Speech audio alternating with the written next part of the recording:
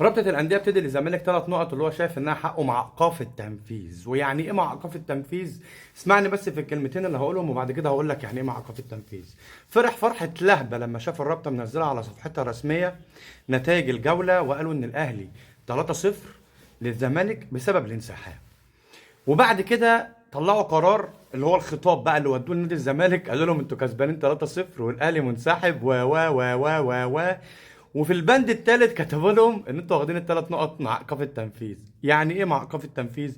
يعني هنديكم ال3 نقط لان ديت لائحه ولازم ننزل النتائج ونقول ان الاهلي خسر والاهلي انسحب والاهلي، ولكن هتاخد ال3 نقط لحد ما اللجنه تقول قرارها وتقول كلمتها. وده ليه بقى؟ لان الاهلي عمل قرار تاريخي، حته ان هو يشتكي الرابطه قبل ما تنزل قرارها للجنه الاولمبيه المصريه. ده بالنسبه لي حركه صايعه، اصيع حركه في تاريخ الخطيب، ان هو يشتكيهم ويضغط عليهم قانونا بالمستندات قبل ما ينزلوا قرارهم. قاموا منزلين القرار على استحياء وايديهم مرعوشه.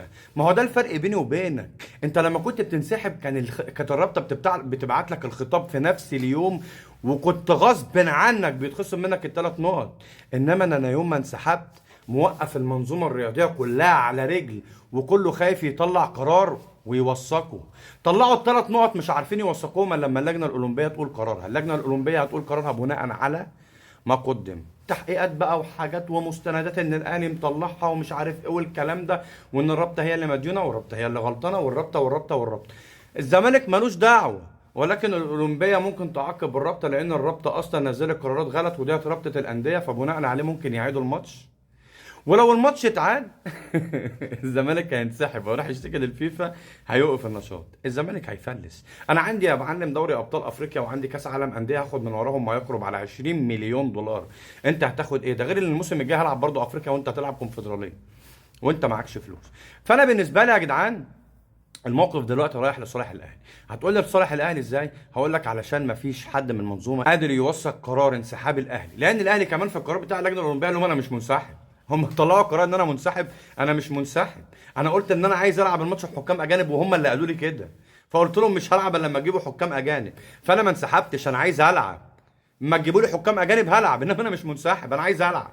بس طبقوا لي اللي انتوا قلتوا عليه، اعملوا اللي انتوا قلتوا عليه في خطابات رسميه. انا مش هلعب الا لما تقولوا، ما تعملوا اللي انتوا اللي قلتوا عليه، مش انا اللي قلت.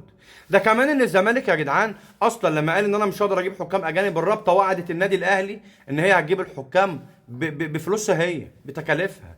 فالكفه بترجحنا انا، فعشان تعرف ان الاهلي فوق الجميع ده مش خبر بيتقال وخلاص ومش هتعرفه دلوقتي، هتشوفه لما اللجنه الاوروبيه تقول قرارها. حتى لو اللجنه الاوروبيه جت على الاهلي هنصعد الموضوع للفيفا.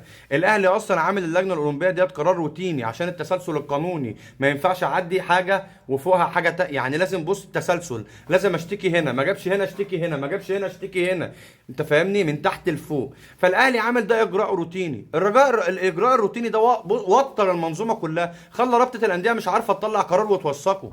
فنادي الزمالك دلوقتي واخد 3 نقط مع ايقاف التنفيذ لحد ما اللجنه الاولمبيه تصدر قرارها بناء على ما قدمه النادي الاهلي.